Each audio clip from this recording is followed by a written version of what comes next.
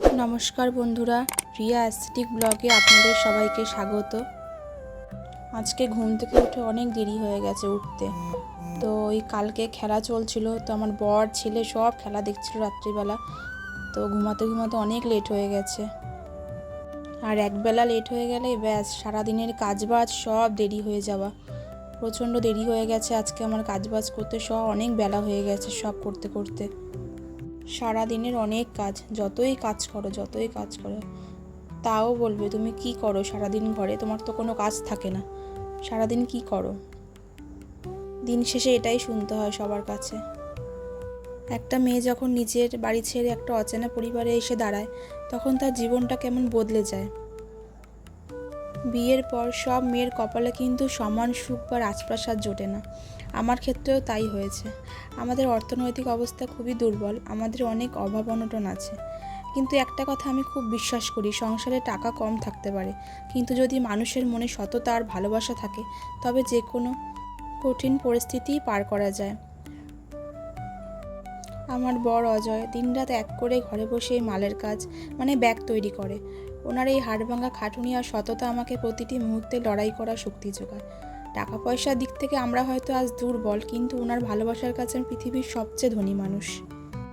অনেকেই ভাবে শ্বশুরবাড়ি মানেই শুধু কঠিন নিয়ম আর পরবাস, কিন্তু শ্বশুরবাড়িতে এসে যখন একটা মেয়ে অভাবের দিনেও বরের হাতটা শক্ত করে ধরে বলে আমি আছি তো, আমরা দুজনে মিলে সব ঠিক করে নেব, তখনই কিন্তু একটা আসল সংসার গড়ে ওঠে।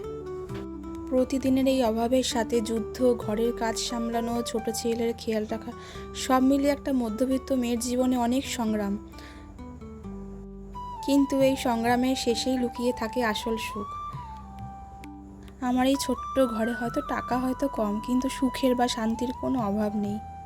তবে কিন্তু যেই মেয়ের স্বামী ভালো হয় না, সেই মেয়ে কিন্তু যতই সুখ খুঁজুক সে সুখ পায় না। স্বামী যখন তোমার হয়ে থাকবে, তোমার হয়ে কথা বলবে, তখন শ্বশুরবাড়ির লোকেরা কিন্তু কোনো খারাপ কথা বলার আগে 10 বার ভাববে। কিন্তু স্বামী যদি তোমার এগেনস্টে কথা বলে, তখন কিন্তু শ্বশুরবাড়ির লোকেদের আসল চেহারাটা জানা যায়, তাই না?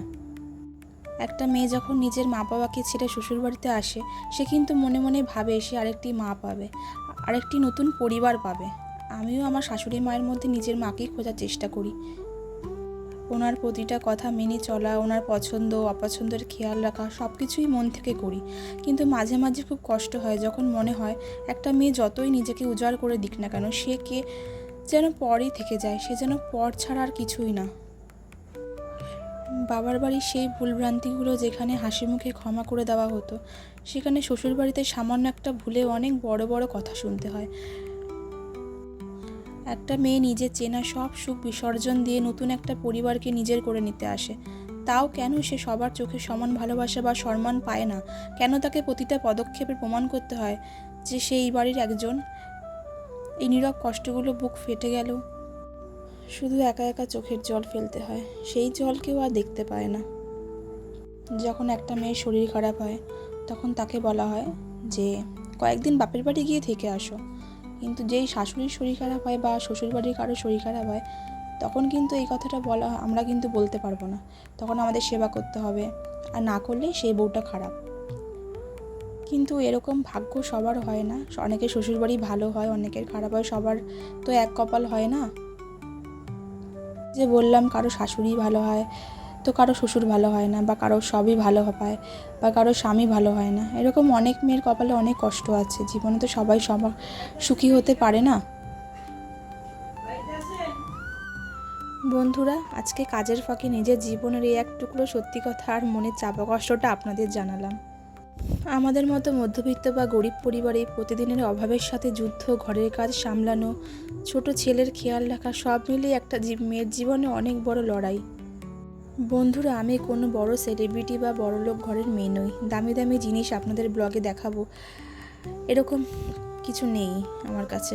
আমি একজন সাধারণ গৃহবধূ, যে তার বরের এই সততার লড়াইকে আর নিজের ছোট্ট সংসারটাকে ইউটিউবের মাধ্যমে একটু এগিয়ে নিয়ে যাওয়ার স্বপ্ন দেখছি।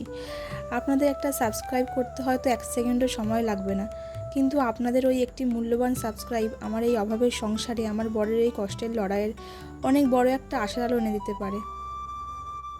আপনাদের একটা সাপোর্ট আমার এই ছোট্ট ছেলের ভবিষ্যতের জন্য আশীর্বাদ হয়ে দাঁড়াতে পারে।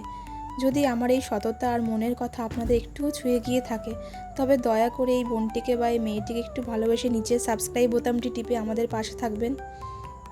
আর আপনাদের মতামত কমেন্টে কিন্তু অবশ্যই জানাবেন। দেখো সব ঠাকুরকে ফুল দিচ্ছে। আমি ঠাকুরকে গজা দিই মাঝে মধ্যে, খেতে আমার ভালো লাগে। মানে ওই নকুলদানা সব একভাবে ভালো লাগে না দিতে, একটু ঘুরিয়ে ফিরিয়ে দিতে আমার ভালো লাগে। তো আমার পুজো দেওয়া প্রায় হয়ে গেছে, আজকে অনেক বেলা হয়ে গেছে পুজো দিতে দিতে, মানে প্রচুর বেলা হয়ে গেছে। ভাত বসিয়ে দিয়েছি তারপরে পুজো দিয়ে। তো রান্না বান্না তো আর সব শেয়ার করতে পারলাম না, সব কমপ্লিট হয়ে গেছে, এখন খেতে দেব। তো তোমরা সবাই কিন্তু ভালো থেকো, আর আমার চ্যানেলটিকে একটু সাবস্ক্রাইব করে আমার পাশে থেকো। আজকের জন্য এইটুখানি। দেখো রান্না সব কমপ্লিট। ঠিক আছে, সবাই ভালো থেকো। হ্যাঁ, টাটা।